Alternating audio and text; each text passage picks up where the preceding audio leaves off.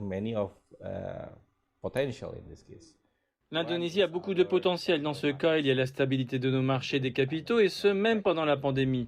Nous sommes maintenant de retour à des niveaux et des tendances à la hausse et notre économie est également plus importante qu'avant la Covid.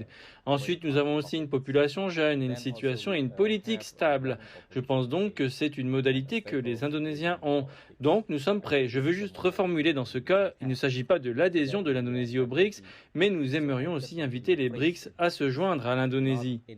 Nous voulons avoir un multilatéralisme juste et équilibré. Nous comprenons et apprenons de la situation pandémique qu'aucun pays ne peut survivre par lui-même. Nous avons besoin de la collaboration mondiale. C'est pourquoi nous nous attendons également à ce que toutes les alliances puissent promouvoir le multilatéralisme dans ce cas. C'est pourquoi si les BRICS peuvent faire de cela une partie de leur structure interne, je pense que tous les pays aimeraient rejoindre les BRICS et devenir également un partenaire des BRICS. Avec la situation actuelle, nous sommes vraiment préoccupés par la mobilité des capitaux dans le monde. Parce que si le monde est dans l'incertitude, alors le flux d'argent est partout. Nous devons gagner de l'argent et toujours nous concentrer sur une destination spécifique. C'est pourquoi l'Indonésie essaie toujours de se concentrer sur des choses spécifiques. Nous voulons travailler sur l'énergie, nous voulons aussi travailler sur la transformation numérique et puis nous voulons aussi nous préparer à la prochaine, disons, à une autre pandémie.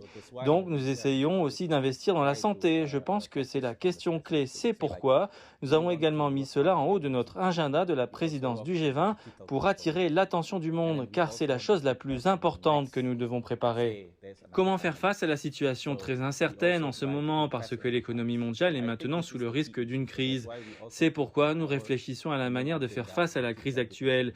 Donc la chose principale, c'est de savoir comment s'assurer que la mobilité des fonds puisse également supporter n'importe quel type de situation, les problèmes comme la crise alimentaire, la crise énergétique et aussi celle de la finance elle-même.